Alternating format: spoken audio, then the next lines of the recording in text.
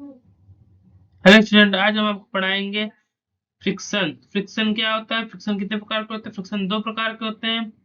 पहला होता है लिमिटिंग फ्रिक्शन, दूसरा होता है काइनेटिक फ्रिक्शन। तो लिमिटिंग फ्रिक्शन क्या होता है हमारा? लिमिटिंग फ्रिक्शन होता है हमारा, लिमिटिंग फ्रिक्शन वो होता है,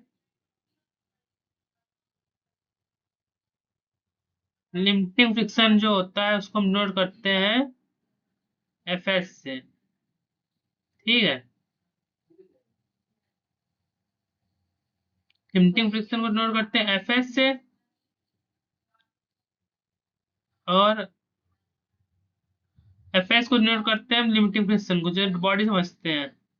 जैसे कि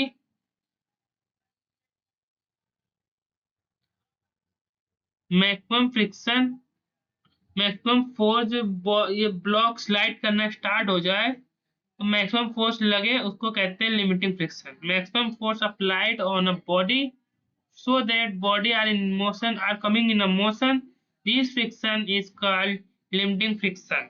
Okay, तो लिमिटिंग फ्रिक्शन पता चल गया क्या होता है। लिमिटिंग फ्रिक्शन को डिनोट करते हैं एफ एस। तो लिमिटिंग फ्रिक्शन डिनोट कर डायरेक्टली प्रोपोर्शनल होता है नॉर्मल रिएक्शन फोर्स से।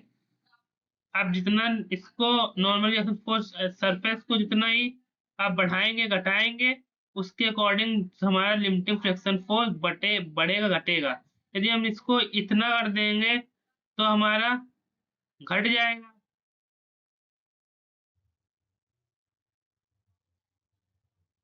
ठीक है, इसको घटाएंगे तो फोर्स भी घटेगा, और इसको बढ़ाएंगे तो फोर्स भी बढ़ेगा।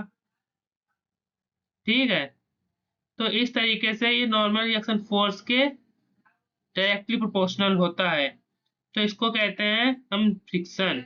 अब कोई coefficient, coefficient of a limit kinetic, coefficient of a limiting friction को तोड़ेंगे, तोड़ेंगे तो एफ एस इक्वल टू आएगा हमारा coefficient of a limiting friction into normal, coefficient of a normal reaction force। ठीक है, तो ये F S equal to coefficient of a normal reaction force, limiting friction equal to coefficient of a limiting friction into normal reaction force। तो ये आया हमारा limiting friction. ठीक है, अब इसका कोई थीटा भी होगा जो थीटा एंगल से मूव कर रहा है, तो tan theta equal to, tan theta equal to हमारा क्या होता है? coefficient of a limiting friction, यही होता है। अब एक कंडीशन आएगी, जब एक कंडीशन आएगी जब हमारा रेस्ट पे हो जाएगा।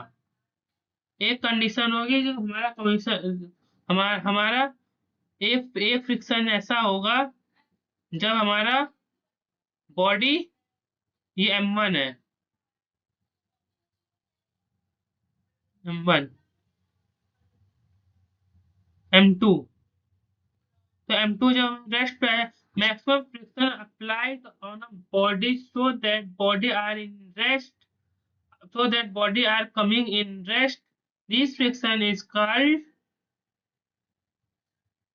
Kinetic friction. ज्यादा से ज्यादा फोर्स, ज्यादा से ज्यादा फोर्स लगाओ जिसमें बॉडी हमारी रेस्ट पे आ जाए, तो उस फ्रिक्शन को हम कहेंगे काइनेटिक फ्रिक्शन। तो हमारा काइनेटिक फ्रिक्शन भी इसी के बराबर होगा, F K directly proportional to normal reaction force.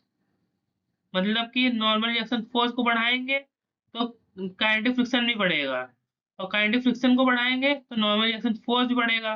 Normal reaction force को घटाएंगे तो काइनेटिक फ्रिक्शन घटेगा, काइनेटिक फ्रिक्शन को घटाएंगे तो नॉर्मल रिएक्शन फोर्स भी घटेगा। तो ये एक दूसरे के डायरेक्टली प्रोपोर्शनल होते हैं।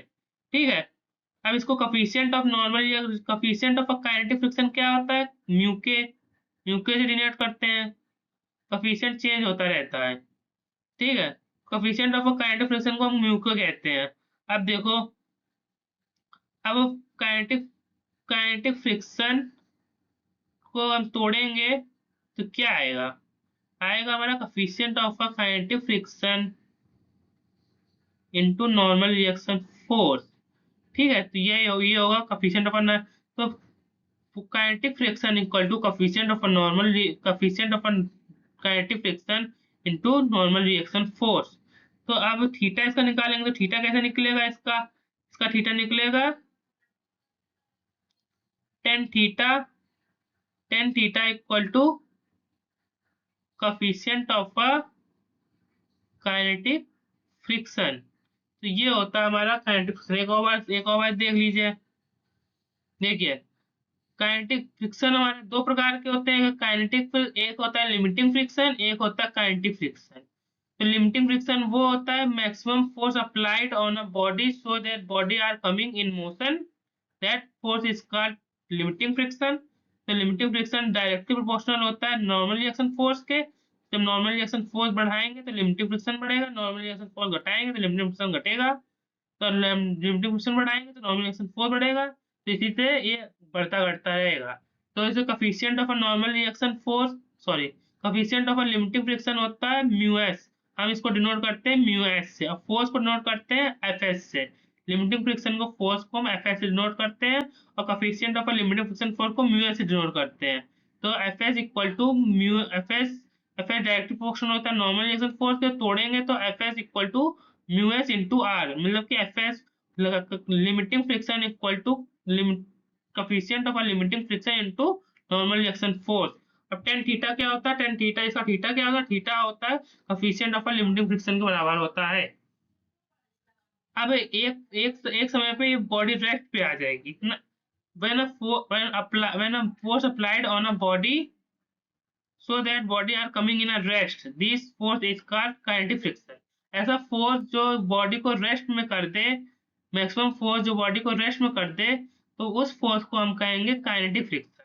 काइनेटिक फ्रिक्शन भी डायरेक्ट प्रोपोर्शनल होता है नॉर्मल रिएक्शन फोर्स के। तो इसको F K equal to kinetic friction equal to coefficient of a kinetic friction into normal reaction force, ये होता है, ठीक है। और टेन थीटा इसका क्या होता है, coefficient of a kinetic friction. चलिए बच्चों आज के लिए इतना, अगले वीडियो में मिलते हैं हम क्वेश्चन के साथ।